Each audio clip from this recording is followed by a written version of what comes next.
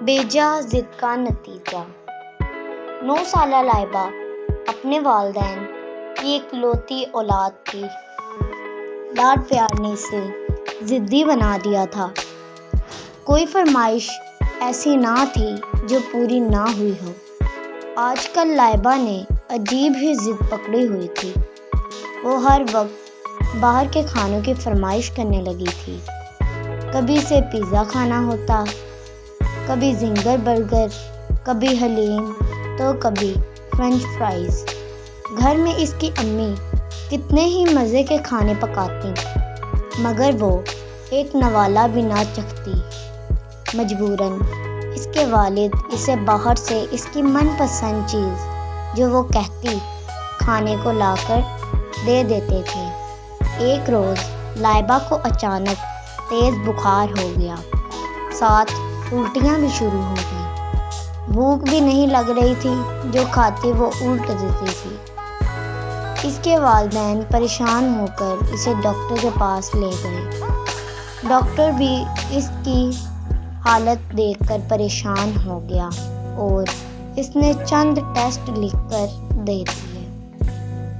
Report آئی تو وہی ہوا جس کا ڈاکٹر کو ڈر تھا، یعنی کہ لائبہ کو یرقان ہو گیا تھا۔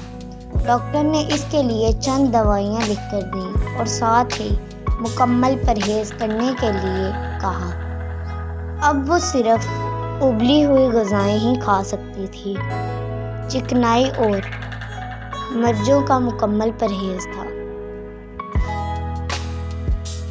ایک دو روز میں لائبہ کا بخار اتر گیا، لیکن کمزوری بہت تھی۔ آہستہ آہستہ اسے بھوک بھی لگنے لگی تھی، لیکن ہر وقت کھانے میں ابلی ہوئی لوکی، کدو اور مولی دیکھ کر اس کا دل سخت ٹوٹ گیا تھا۔ اس کی ماں نے سمجھایا کہ اب تقریباً 1 مہینے تک اسے ایسی ہی غذا کھانی پڑے گی۔ ابلے ہوئے کھانوں کے علاوہ وہ کچھ نہیں کھا سکتی۔ یہ سن کر لائبہ خوب روئی اور چیخی چلائی، لیکن اس کی امی نے دل پر پتھر رکھ کر ابلے کھانے کھلائے۔ لائبہ رو رو کر امی سے کہتی، امی اب میں کبھی ضد نہیں کروں گی، کبھی برگر اور پیزا نہیں کھاؤں گی۔ وہ جو آپ اتنے مزے کے دال چاول بناتی ہیں وہی بنا کر کھلا دیں پلیز۔ اس کی امی نے اس کا ماتھا چوما اور کہا، چند دنوں میں آپ انشاءاللہ بالکل ٹھیک ہو جاؤ گی اور پرہیز بھی ختم ہو جائے گا۔ آپ اللہ تعالیٰ سے اپنی صحت کے لیے دعا کیا کریں۔ آپ نے دیکھا کہ گھر کا کھانا بھی اللہ تعالیٰ کی کتنی بڑی نعمت ہے۔ بہت سے لوگوں کو تو یہ کھانا ہی نصیب نہیں ہوتا، اور جو لوگ اس نعمت کی ناشکری کرتے ہیں ان کو اس کا نتیجہ بھی بھگتنا پڑتا ہے۔ باہر کے کھانوں میں ہمیں کیا پتہ ہے کہ وہ کیسا گھی اور کیسا مسالہ استعمال کرتے ہیں، یا وہ صفائی کا خیال رکھتے ہیں یا نہیں۔ اس لیے اب تو آپ صبر شکر کر کے یہی کھانا کھاؤ۔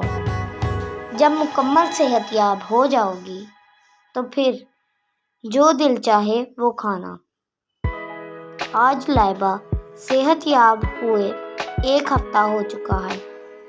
اب وہ خوشی خوشی اپنی امی کے ہاتھ کا پکا کھانا کھاتی تھی، بلکہ فرمائش کر کے پکواتی ہے اور اللہ کا شکر ادا کرتی ہے کہ اس نے کیسی کیسی نعمتیں ہمیں عطا کی ہیں۔